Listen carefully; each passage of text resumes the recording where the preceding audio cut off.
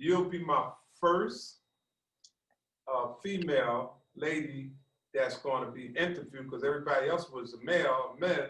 So now it's going to be something here, you know. So we'd like to hear, I know, I'm pretty sure the audience want to hear what's the side of the woman, what you went through, you know. So it might be a little bit more emotional.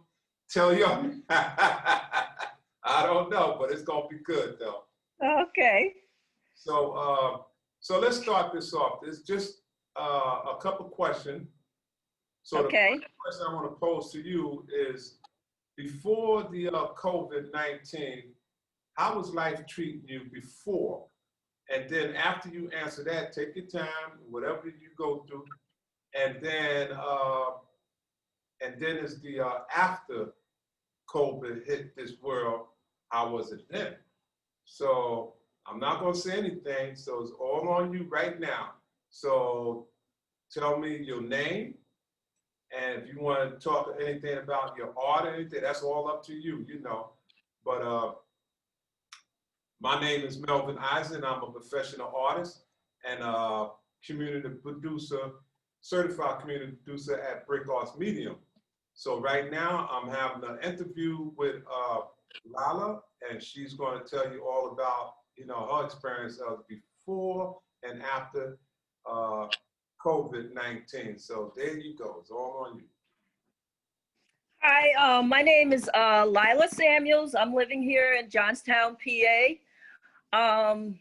My life before COVID was pretty much laid back. I was happy. I'm a single mom. Have a daughter just turned 18. Got accepted to Cheney University. I was preparing her for college and doing all the paperwork, and we were traveling. We like to travel. We like weekend excursions, bike riding. We just was a happy family. COVID hit and everything stopped. You know, mom panicked, my daughter panicked. Graduation was up in the air. They didn't know when they were going to graduate, how they was going to graduate. It was just a lot of stress.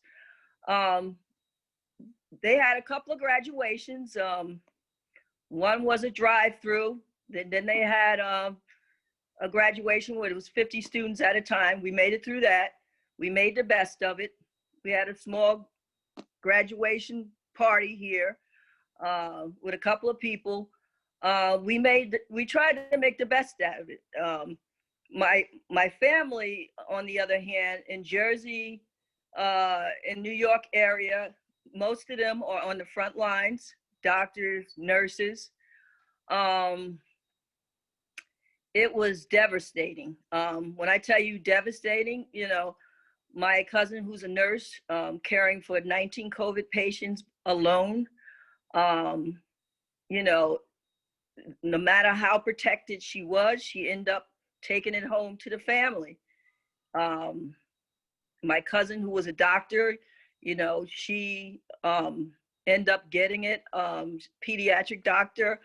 I panicked, you know, I cried and I cried and I cried, you know, and I prayed and I prayed, and I happen to be an artist.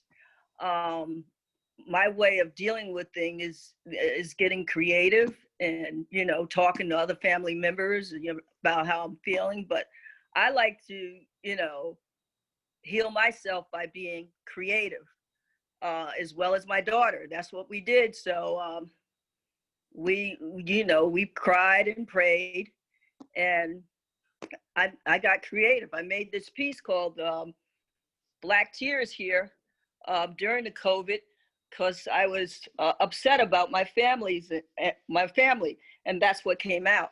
I kept calling. We FaceTimed each other during their pain, during their sickness. That's the only way my family and I can get through, by FaceTiming each other, checking on each other every day or every other day. And, you know, they got through it. You know, it was some close calls for some of the members, but they made it through. During that time, time went by, everybody got cabin fever, wanted to get out. My cousin kept calling me, can't wait till this thing is over and I'm cleared, I can come over. I miss you guys, and, I said, not right now, because we don't know too much about this disease. Just, chill for a moment. But to make the long story short, my family, we love each other. So I guess my cousin, she took a step of faith and just came anyway. She felt that she was clear, and she just showed up in my driveway. I'm out there, taking care of my yard, and I see a car pull up and she says, I'm here. And I was shocked because I couldn't greet her the way I wanted to greet her, because knowing what she just has been through, I was, I didn't greet her in a way. I was afraid of the disease, even though, it wasn't still upon her. But I had her to just send her away, because I let her know that I was afraid, and she should have asked me first. But we got through it. We love each other, and we're all learning here. We're all learning slowly, and the scientists and doctors are trying to get us a cure. And right now, I'm still afraid. Nobody knows what's going to happen and how lethal this disease is. I'm taking it one day at a time. My daughter, she did end up going to college, Cheney. She's living on the dorms. And as a single mom, I am kind of overprotective. I do call her probably 3 or 4 times a day, sometimes more, because it's not like I'm sending her off to college, during normal times. It's just, I panic, and I know teenagers, and I know how they act. They think that some of them think they're invincible.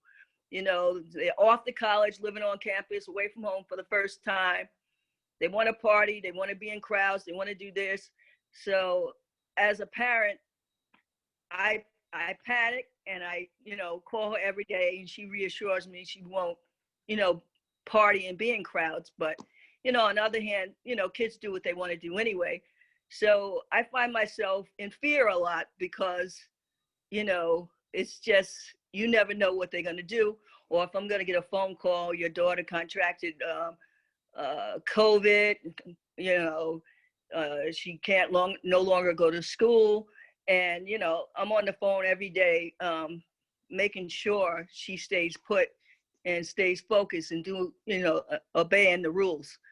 For me, myself, it's just, my only healing is my art, and talking to people, keeping busy, working on some projects right now.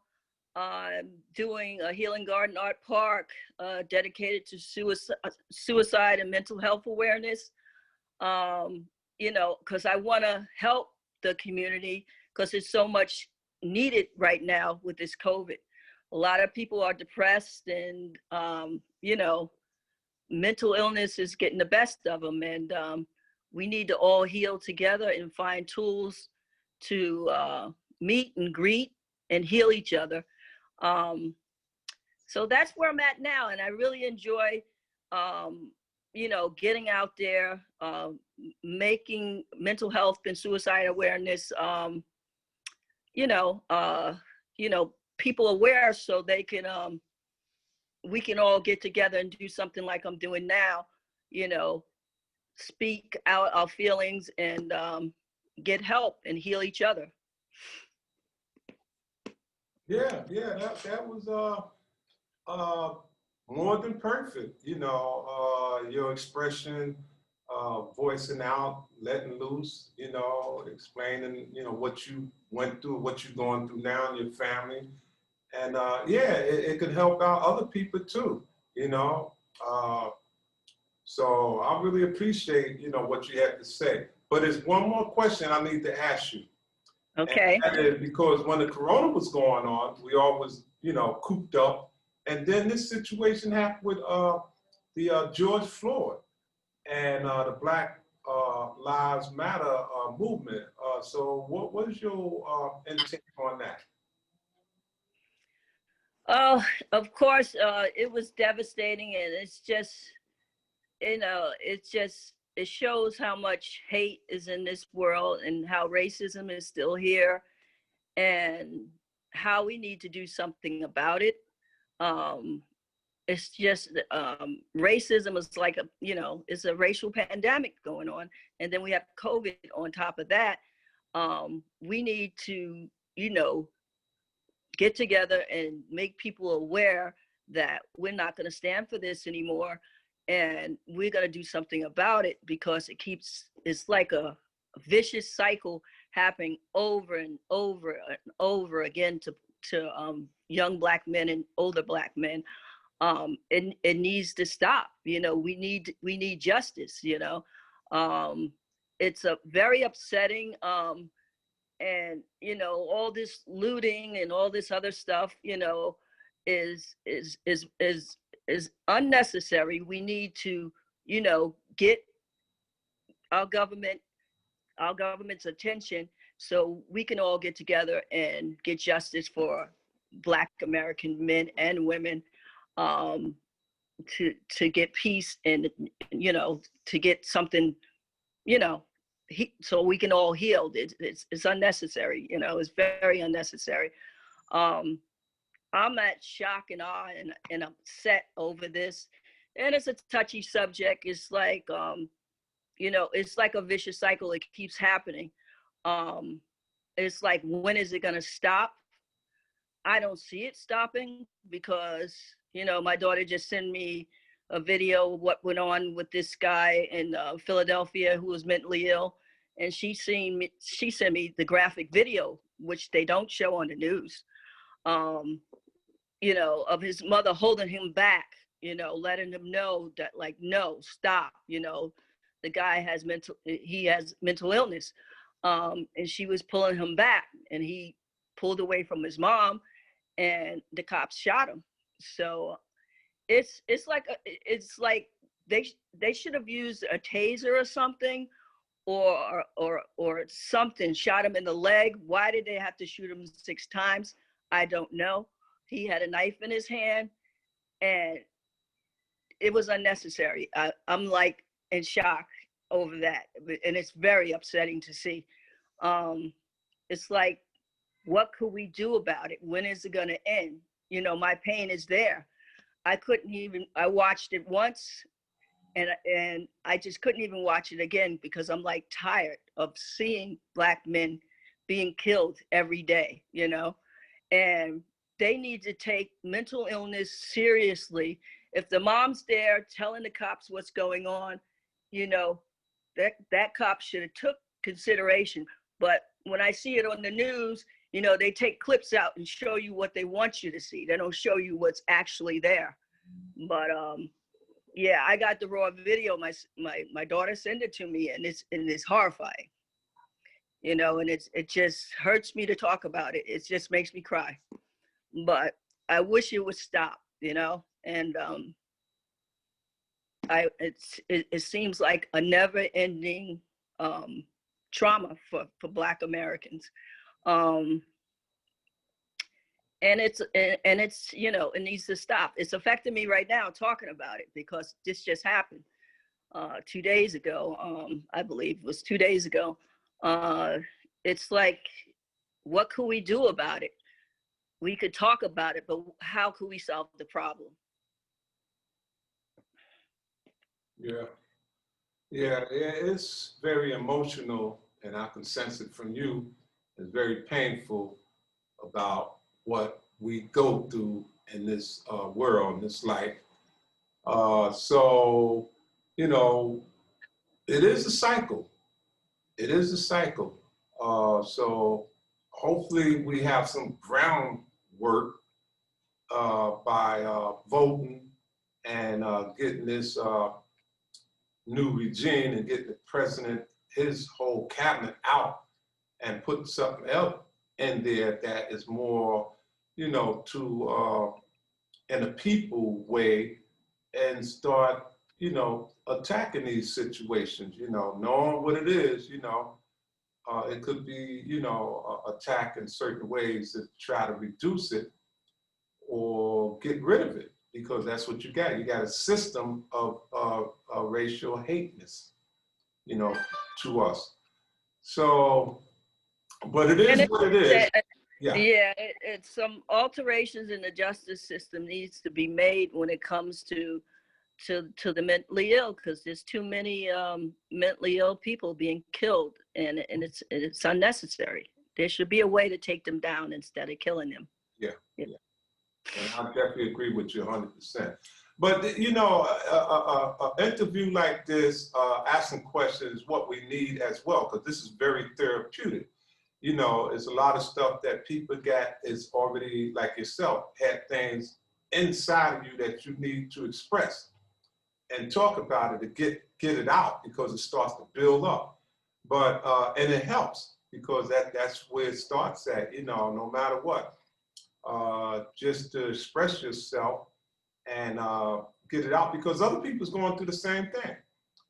By them hearing your voice, and they say, I'm going through that same thing. I need that. I need to get all this out. To voice your opinion, to voice your expression.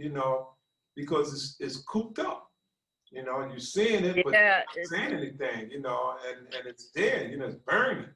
So in order to get it out, you got to put water on it and start, cooling it out. And that's the way to do it here. And being that we cannot physically see each other, is the virtual, the Zoom, that helps out. And that's a great thing. So yeah, that's why I'm offering this. I offer this already to a few other people, and a lot of other people are on schedule to do the same thing, because they're saying the same thing. There's a lot of stuff I want to say, and I need to say this, So this question is right on point, right there, and yeah. It's a lot inside. It's a lot inside. I mean, it's just so much racial hatred going on. Just at Cheney University, my daughter, historical Black college, it was just a month ago that white supremacists show up on the campus and start calling them niggas and monkeys. yeah. And that's like, I mean, the grounds have the Underground Railroad there, and it's just, upsetting a historical Black college for white supremacists to show up on their grounds. But as a parent, I can't go on the grounds. I have to pick up my daughter if I want to see her because of COVID, in the airport parking lot of the campus, which is off side of the campus. We wasn't allowed on grounds, but yet somehow white supremacists showed up on the campus and with a bullhorn on a loudspeaker, calling our students, our Black students, niggas and monkeys. Mm-hmm. And I'm angry that that was allowed and nothing was done about it, And it's not all over the news. It was on Philadelphia News, bits and pieces. You could Google it, but it wasn't brought to worldwide attention. And it was very upsetting, And I find myself, just calling my daughter all the time. They don't feel safe walking out on the campus, they can't branch out and walk out into the fields where there's cornfields, they don't never know what's going to happen, because they might end up being a scarecrow if they end up, branching out like they normally do, just to have some fun at night, just walk around, they can't do that anymore. So it's like they're living in fear, and mom here is living in fear at home because I'm worried, So I find myself calling and being a nuisance, which my daughter thinks I'm a nuisance, but I worry as a single parent and as a mother, for the love of my daughter, that, what's going to happen next. And then you watching the news of this kind of thing going on, it's just really, it's very painful. And my only outlet is art and talking to people like yourself and, sharing emotions, so we can heal together by just getting it out. And I think it's a beautiful thing what you're doing. Yeah. That's the only thing that we could do at this particular time. And you know, we'll see. Hopefully the change will come. A lot of people are there to make the change, and we'll see after November. And Yep. I'm very optimistic. I'm pretty sure it's going to happen. And when it does, and then we have to keep it that way. I think that once we, you know, get a little bit on the soft side, once we're in charge, Yep. and fall asleep, this is a wake-up call, because all It this is. kind of was already there. All this hate, all this stuff that was going on, it was already there. But sometimes we seem to get too relaxed. And now, Yeah. yeah, We got a president that, you know, poured gasoline on the situation, and it's just, you know, well, igniting right now. right. And that's what I'm saying, that we have to be very mindful that once we get in control again, we will not let this happen again. Because now Exactly. we're paying attention. Now we say, okay, now we got to put things in order. You know, I'm pretty sure all that's going to be done, because the way the cabinet is building, you know, once they get in the office, Yeah. yeah, And people are getting angry because nothing's being done, you know, exactly. and they're hungry to vote now. Oh yeah, yeah, You know, even yeah. myself, I was so, you know, anger, you know, and not seeing any change go on. You know, for the first time, I was out there registering people Yeah. to vote, and that was another way for me to heal, by not just sitting there talking about the problem, doing something about the problem. Yeah. You know, and that made me feel good to do that, because no matter how many people I got, you know, as one person, I'm making a difference. So it's like a ripple effect. And that's what you see going on. People registering, people to vote, people working at the polls who never worked at the polls before, people motivating each other, people asking each other, do you vote? People on social media making sure everybody votes who's a friend of theirs. And it's like a networking of pain and change, because people are so tired. Yeah, and it will be. So this is what we have to endure, and it's what we go through. But we'll get stronger. We just got to hang in there. We all working together, and I think that would make the big change. There ain't gonna be no, you know, falling asleep this time and say, okay, you got us this time, and now we see what this is all about. So now when we get into, oh, they know what's gonna happen. That's Yeah. why they're fighting back. You know, no, you know what's going to happen. And once you're getting that, they're going to be running like, you know, no, we know where you're at now. You know, you expose all yourself. Yep. You're in charge, and that's how it's going to go down. And plus, the people are going to make sure once we get that way, you better do what you're supposed to do and let you get out of that office. You see what we went through, and now you're not going to do nothing. Now we're going to get you out of there quick to get somebody else in there. And that have to be that way, you know. Yep. The lights are on. Everybody can see it now. Yeah. The lights are on. Yeah. So I'm thinking that that's the good part about it, you know. You're going to stamp it out, you know. You say, okay, here we go. Let's get rid of this. If you're not with me, you're against me. And so we got to get rid of you, because you ain't with me. And you got to look around and see who's with you, you know. Because they ain't with you, oh, you're going to see it. They're going to be running. Oh, they were this. Most lies and deceit. Yeah. You're going to see all of that. You say, okay, now we see who you are. You know, so we're not dealing with you anymore. You know, this is real stuff now. Right. Once we have the power, that's when you're going to see the fear in other people, because they realize that, oh boy, we in trouble. Yeah, you know you're in trouble. There ain't no back down now. Yep. So that's how it is. So Yep. We're tired of your lies and spreading hatred throughout the world. We're tired. Mm-hmm. So it's going Change to is be all getting good. about. Yeah. Change going to come. So we just got to hang in there. Yeah, and stay focused and prayed up. Yeah. And, It will be. Yeah, because I do my poll site next week, and so I'll be talking to the ones that's already in the early voting poll workers. You know, and they be telling me, yeah, there's a lot of lines. They still packed up. This, that. I said, okay, well, you know, we get the end part. You know, So that's how it goes. We get the last part. Whoever did vote come this way, and we make sure all of them get registered, and that's the end of that. So there we go. Everybody's out there. We all out there. I've seen so many people happy and hungry to vote. Yeah, they're very happy. They're tired. We're tired. That's right. Everybody's tired. Yeah. So all we got to do now is just watch the show. Just watch the show. And that's what it boils down to. When I turn on the TV, I watch the show. I see the situation right there, you know, and they say exactly what you figure they're going to say. Oh, boy, the poll, everybody's out, you know, this, that, and then you're going to see the change. They already see it. Yep, see the change. Don't let evil defeat us, you know? Nope. They already make it stronger. Change. Yeah. It's going to make us stronger. That's right. So there you go. Whatever we got to deal with.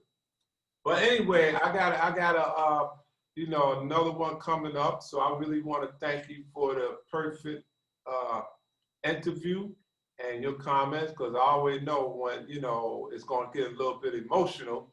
I know. And that's good, because that's what we need, you know, because mostly all men. So now I'm working on a woman's now, you know.